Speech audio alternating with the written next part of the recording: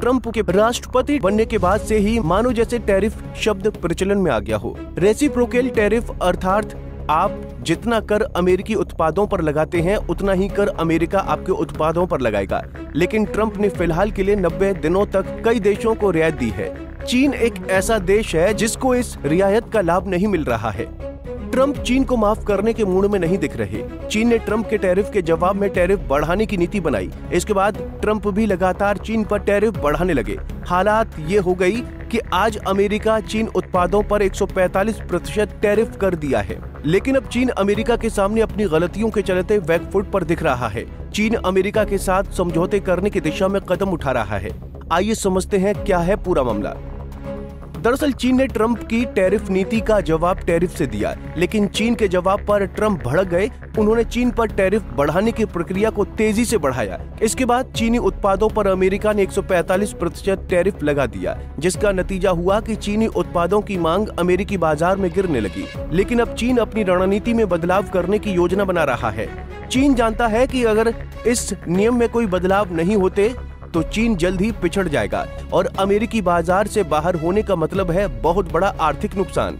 इसी पर अब चीन की ओर से बयान आया है। इस पर चीनी मंत्रालय ने कहा है कि शेर के गले में बंधी घंटी को सिर्फ वही इंसान खोल सकता है जिसने उसे बांधा है।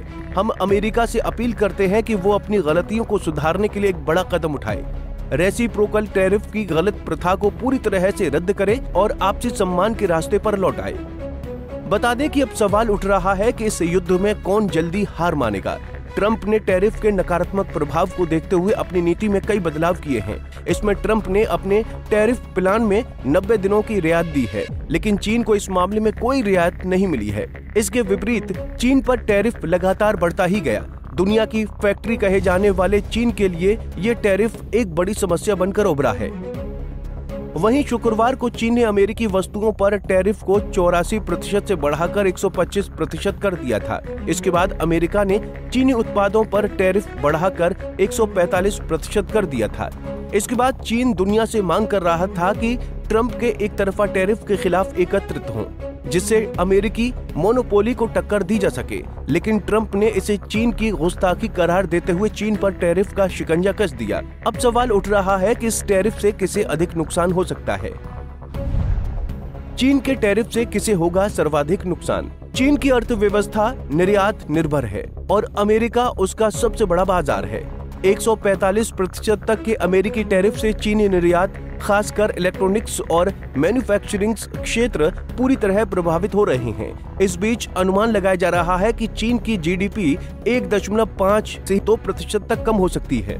चीनी कंपनियों को नए बाजार ढूंढने की चुनौती है और घरेलू मांग पहले से ही कमजोर है। अमेरिका को भी नुकसान हो रहा है। 125% के चीनी टैरिफ से अमेरिकी कृषि, ऊर्जा और टेक्नोलॉजी निर्यात प्रभावित हैं। अमेरिका में उपभोक्ताओं को परेशानी का सामना करना पड़ रहा है। अमेरिकी कंपनियों की सप्लाई चेन बाधित हो रही है और शेयर बाजार में अस्थिरता देखी जा रही है। ये युद्ध सिर्फ इन दोनों तक सीमित नहीं है। यूरोप, एशिया और विकासशील देशों को भी नुकसान हो रहा है, क्योंकि वैश्विक बाजार और निवेश प्रभावित हो रहे हैं। इस ट्रेड वॉर से वैश्विक अर्थव्यवस्था मंदी की ओर बढ़ सकती है। अमेरिका और चीन के बीच कुल व्यापार लगभग 582.4 बिलियन डॉलर का है। चीन का अमेरिका को निर्यात 449 बिलियन डॉलर और अमेरिका का चीन को निर्यात 143 बिलियन डॉलर है। अमेरिका का व्यापार घाटा 295.4 बिलियन डॉलर है। बहरहाल चीन समय टैरिफ को कम करने की कवायद में लगा हुआ है।